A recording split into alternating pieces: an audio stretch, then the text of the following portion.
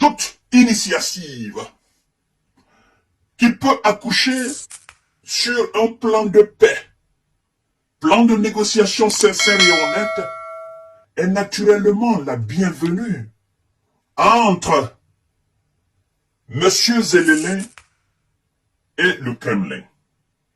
Après donc l'appel de pied de M. Zelensky pour que M. Vladimir Poutine vienne autour de la table de négocier, la partie russe vient de donner une réponse claire et nette, précise, sincère, honnête à M. Zelensky. Oui, parce que M. Zelensky, naturellement, s'il veut négocier avec la partie russe, doit accepter non seulement d'oublier les frontières de 1990 et 91, mais aussi doit accepter de ne pas être un pays membre de l'OTAN. Il doit accepter alors d'éjecter de cette partie de l'Ukraine qui va rester, n'est-ce pas, hors toute arme et tout espion de l'OTAN. Donc ça veut dire quoi? Cette partie de l'Ukraine doit accepter d'être un pays neutre, ne doit en aucun cas entrer dans l'Union européenne, encore moins de l'OTAN, et ne doit en aucun cas, n'est-ce pas, être aussi une partie russe. Chers dames, chers messieurs, chères demoiselles, la Russie vient de répondre clairement à M. Zelensky. Donc je vous demande de sécuriser cette vidéo, la partager dans tous les groupes possibles, vous abonner sur cette page, mettez assez de cœur, likez la vidéo, interagissez aussi dans les commentaires. D'accord? Interagissez dans les commentaires. Dites quelque chose dans les commentaires. C'est très important. Et si vous ne savez pas lire ou si vous ne savez pas écrire, appuyez sur les cœurs même dans les commentaires. Mettez beaucoup de commentaires. Mettez beaucoup de cœurs. Mesdames et messieurs, écoutez bien. Les futurs pourparlers entre Moscou et Kiev devront tenir compte des réalités du rattachement des 4 nouvelles entités à la Russie. Oui. M. Zelensky évoque des négociations. Moscou rappelle que la donne a changé. La donne a changé depuis le début de l'opération spéciale militaire, qui est maintenant la guerre. La donne a changé. Et quelles sont les nouvelles donnes si la Russie doit venir autour de la table? C'est ce que nous allons voir dans cette vidéo, mesdames et messieurs.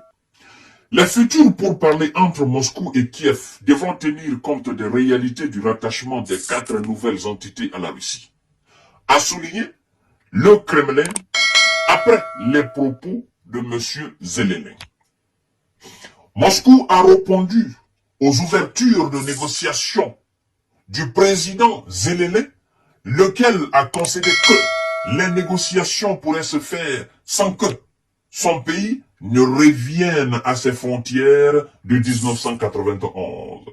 Ah donc, il a accepté, il a compris que vouloir et récupérer ces 4, n'est-ce pas, entités que la Russie dorénavant contrôle, ça sera une perte immense, une perte incalculable. Ça sera irréalisable. Il a compris cela. Et qui est-ce qui a compris cela auparavant? C'est, je crois bien, le secrétaire à la défense américaine qu'on appelle Lloyd Austin, si je ne me trompe pas de son nom. Il a dit clairement que la probabilité pour que les Ukrainiens récupèrent la partie qui a été déjà annexée par la Russie, que cette probabilité, elle est faible. Monsieur Anthony Blinken, le patron de la diplomatie américaine, lui-même a reconnu que le temps viendra où il va falloir qu'il négocie avec Vladimir Poutine. Et que ce serait sur initiative de M. Zelensky et M. Zelensky. Mais moi je savais qu'en réalité ceux qui étaient véritablement des initiateurs, ceux qui étaient derrière Zelensky, c'est naturellement eux, les Ouïzas, les Otaniens. Mais puisqu'ils se sont rendus compte de l'évidence et de la réalité, parce que Vladimir Poutine a dit son interview face à ce journaliste américain qu'on appelle Kerson, quelque chose comme ça, il a dit que dorénavant, nos adversaires ont compris qu'ils ne peuvent pas mettre la Russie a génie. Ils ne peuvent pas nous vaincre militairement. Et que c'est une bonne idée. À partir du moment qu'ils ont compris cela, alors qu'ils acceptent naturellement de passer à autre chose, parce que le monde sait qu'ils ne peuvent pas mettre la Russie à genoux sur le terrain en Ukraine.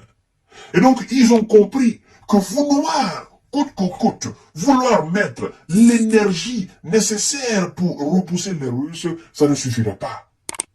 Ils ont compris cela, chers dames, chers messieurs, chers demoiselles. C'est pourquoi aujourd'hui, puisque les 61 milliards n'ont pas été donnés, puisque l'Europe ne peut pas remplacer les États-Unis dans le support à l'Ukraine, puisqu'ils ont compris cela, d'accord, alors ils incitent les Ukrainiens naturellement à parler de négociation et de paix afin qu'ils puissent sortir de cette situation. Vous savez, pour ceux qui ont l'habitude de me suivre, j'avais dit dans une de mes émissions, j'ai dit, le jour que les États-Unis vont lâcher l'Ukraine, l'Europe va pousser Zelensky à demander la paix. Parce que l'Europe ne pourra pas remplacer les États-Unis dans le fournissement d'armes et, n'est-ce pas, et de munitions. J'avais dit une fois dans mes émissions. Je me souviens très bien. Et c'est ce qu'on est en train d'assister. Ça veut dire quoi? Ça veut dire tout simplement que tout ce qui a été fait depuis le début, si les États-Unis s'étaient retirés du soutien, si le Congrès américain avait refusé de voter des sommes faramineuses, n'est-ce pas, dans le fournissement d'aide, dans le fournissement de munitions à l'Ukraine, si le Congrès avait refusé, l'Europe allait demander rapidement à Vladimir Zelensky de négocier. Parce que l'Europe sait de toutes les façons qu'elle ne peut pas tenir face à la Russie. Et c'est ce qu'on est en train d'assister, mesdames et messieurs. Moscou a répondu. N'est-ce pas? Moscou a répondu aux ouvertures de négociations du président ukrainien, lequel a considéré que les négociations pourraient se faire sans que l'Ukraine ne revienne à ses frontières de 90. Maintenant, il accepte. Ben, c'est pas encore fini. La réalité géopolitique a radicalement changé depuis le début de l'opération spéciale. Les frontières de l'Ukraine et de la Russie ont changé. Nous avons 4 nouvelles entités et cela ne peut être ignoré. C'est une nouvelle réalité que tout le monde devra tenir en compte, a déclaré monsieur le porte-parole du Kremlin, Dmitri Peskov. Alors, mesdames et messieurs, le président de l'Ukraine est nerveux à l'approche de la fin de son mandat, a pour sa part déclaré Maria Zakharova, voilà, la porte-parole de la diplomatie russe. Le 29 mars, M. Zelensky avait pour la première fois admis que les négociations entre Moscou et son pays pourraient commencer sans que son pays ne revienne à ses frontières de 1991. Alors, il est en fin de mandat. Ça aussi c'est vrai. Ça c'est vrai. Et il sait qu'il ne peut pas laisser, il ne peut pas partir et laisser son pays comme ça. Ça aussi c'est vrai. Donc il veut se donner, il veut redorer son image, mais il ne peut plus le faire. Parce que, en réalité, son objectif était de repousser les Russes. Mais puisqu'il sait que c'est impossible, c'est infaisable, il n'a pas les qualités, il n'a pas l'énergie, il n'a pas les moyens, il demande à négocier. La négociation partira sur ces 2 points. La Russie est en position de force. Qu'on le veuille ou pas, la Russie est en position de force. Et c'est elle qui mènera la cadence. Oui, soit vous acceptez ce qu'elle dit, ou bien vous continuez. Elle ne se fatigue pas. C'est en fait ça, quoi, la réalité. Les 4 régions-là, les 4 entités-là, nous ne parlons plus de cela. Ça appartient dorénavant à la Russie. Et Dieu seul sait, cette partie de l'Ukraine, elle est richissime. Mani, cette partie-là, regorge énormément d'argent. Vous comprenez? Ça, c'est un premier point. Le deuxième, comme je vous l'ai dit tout à l'heure, la partie qui va rester ne va rentrer nullement dans l'OTAN, encore moins dans l'Union européenne. Va rester neutre. Parce que la Russie ne pourra jamais accepter d'être là en Ukraine avec des armes occidentales et des munitions, mais aussi avec des espions, n'est-ce pas, venus des États-Unis et un peu partout de l'Europe pour l'espionner. La Russie ne va pas accepter cela. Moi, je dis tout simplement que c'est une très belle idée. Le fait que le gars aujourd'hui, il est réaliste parce qu'il a échoué. Oui, ça c'est vrai. La force inspire le respect. La force de la Russie a inspiré le respect et la considération. C'est ce qu'on est en train d'assister là. Parce que si la Russie était faible, c'est que M. Volodymyr Zelensky vient de déclarer, il n'allait pas déclarer cela.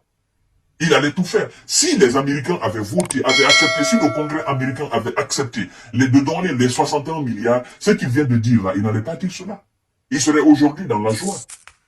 Il allait dire, nous allons continuer, nous allons continuer. Mais puisque cela n'a pas été fait, cela n'a pas été donné, maintenant, il veut négocier avec Vladimir Poutine. Et c'est ça.